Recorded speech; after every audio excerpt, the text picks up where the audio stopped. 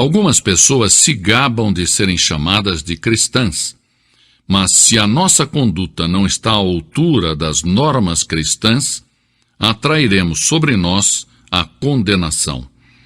Em Apocalipse 3:1, lemos: Tens nome de que vives e estás morto. Não basta ir à igreja. Se não permitirmos que Cristo seja o Senhor, o dono da nossa vida, cairemos sob julgamento de Deus que disse: Este povo honra-me com os lábios, mas o seu coração está longe de mim. Mateus 15:8. É fácil deixar-se levar por uma corrente de entusiasmo religioso sem ter uma experiência viva e pessoal com Deus. Este mundo hostil se acha infestado de agressão, de ódio, de intriga. Os maus prosperam e em muitas partes do mundo os justos padecem. O povo se acha confuso, inseguro, se sente até azarado. Talvez nunca houve tanta prosperidade econômica acompanhada de tanta infelicidade. Falta de autodomínio, rebelião. O mundo está louco e clama pedindo a paz e a verdade. Deus derramou sobre um povo todo tipo de bênçãos, mas esse povo havia perdido a saúde espiritual. No meio desse povo se levantou o profeta Abacuque e clamou: Aviva, ó Senhor, a tua obra no meio dos anos. Abacuque 3:2. Talvez você pergunte: mas como obter a renovação e o despertamento? Que passos tenho que seguir para alcançá-lo? Primeiro, você deve fazer uma oração fervorosa. A Bíblia diz: se o meu povo, que se chama pelo meu nome, se humilhar e orar e buscar a minha face e se desviar dos seus maus caminhos, então, diz o Senhor, eu ouvirei dos céus, perdoarei os seus pecados e sararei a sua terra. Segundo Crônicas 7:14. Deve haver um anseio profundo de avivamento. Não um simples balbuciar de palavras ou palavreado religioso. É preciso que haja oração intensa e fervorosa. A Bíblia diz: a súplica de um justo pode muito nos seus efeitos. Tiago 5:16. Que a sua alma esteja em agonia, que corram as lágrimas, que o seu coração se angustie pelos perdidos. A palavra de Deus diz: aquele que sai chorando, levando a semente para semear, voltará com cânticos de júbilo, trazendo consigo os seus molhos. Salmos 126:6. Segundo, nós temos que abandonar os nossos pecados. A Bíblia é clara: deixe o ímpio o seu caminho e o homem maligno os seus pensamentos. Volte-se ao Senhor. Isaías 55:7. Mas antes de começar o avivamento, tem que cessar entre os crentes as disputas, prejuízos, má vontade, inveja, ciúmes, amargura, crentes criticando uns aos outros. Porque o mundo se acha perdido perante tantas discórdias, lutas e intolerância entre aqueles que dizem pertencer a Cristo.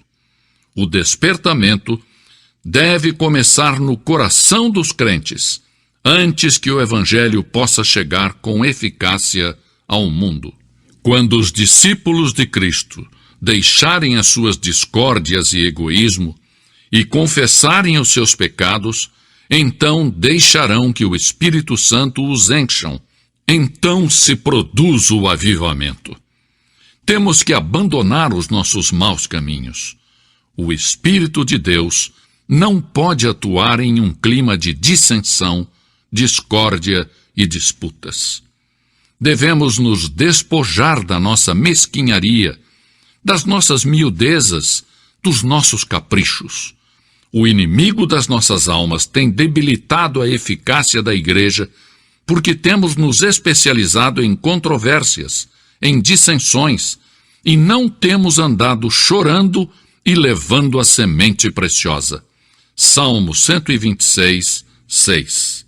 Sim, porque temos dado mais ênfase às instituições do que à oração ou mesmo a Deus. Que o Senhor nos perdoe e nos ajude a nos livrarmos de hábitos perversos e mesquinhos. Se vamos ter um despertamento em nossos dias, como crentes teremos que abandonar os nossos pecados individuais e coletivos. Em terceiro lugar, Deus tem que ser real para nós. A Bíblia diz: se o meu povo buscar a minha face, eu o ouvirei do céu. Porque em um mundo cheio de materialismo grosseiro, nós também temos tentado reduzir Deus ao nosso próprio tamanho. O nosso Deus parece ter se transformado em demasiadamente pequenino, e somos culpados de idolatria intelectual. Temos fabricado em nossa mente um Deus que não é o Deus revelado na Bíblia. Muitas vezes associamos a experiência cristã genuína, vital e pessoal a pessoas altamente emotivas. Muitos chegam a dizer: é bom ir à igreja, viver uma vida decente, sim, mas eu não estou disposto a ser fanático. Consideram que a fé cristã é uma mania, algo demente. O cristianismo tem alguma importância? Sim, o cristianismo tem suprema importância. É algo importante? Sim, é tudo. Sem a fé cristã, não vale a pena. É vital. Você pode conhecer a Deus. Milhares de cristãos afirmam com certeza: eu sei que já passei da morte para a vida. 1 João 3,14. Eu sei em quem tenho crido. 2 Timóteo 1,12. Lemos em João 7,17: se alguém quiser fazer a vontade de Deus, há de saber se a doutrina é dele. Precisamos de um reavivamento da fé cristã, da experiência cristã, do andar com Deus. Deus tem dito: se o meu povo buscar a minha face. Se de novo descobrirmos que Ele é santo, justo, real, absoluto e pessoal, e que é um Deus de amor e de misericórdia, esta realidade será transferida ao mundo e o avivamento então virá. Assim tem sucedido em toda a história, e sucederá outra vez. Não devemos colocar a fé cristã em dúvida falando de Cristo sem conhecê-lo. Não vamos fechar a porta da igreja com a chave da inconsistência, impedindo que os perdidos venham a Cristo. Não devemos impedir o avivamento com a nossa falta de fé e de oração. Não percamos a vitória espiritual, permitindo que o pecado nos mantenha presos. Busquemos a face de Deus e abandonemos os nossos maus caminhos, e então sim, então ouviremos a voz do céu. A igreja tem a chave do avivamento. Está ao alcance de nossas mãos. Nós vamos aceitar o desafio?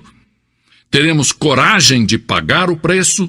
As reservas do céu são suficientes para saciar o mundo que perece de fome e fome espiritual? Não devemos oferecer desculpas. Agora uma pergunta direta. Você já aceitou a Cristo como seu Salvador?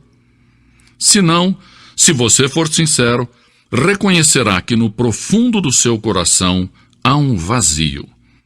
Seu coração anseia por paz, gozo e perdão. Há um vazio que o mundo não pode satisfazer.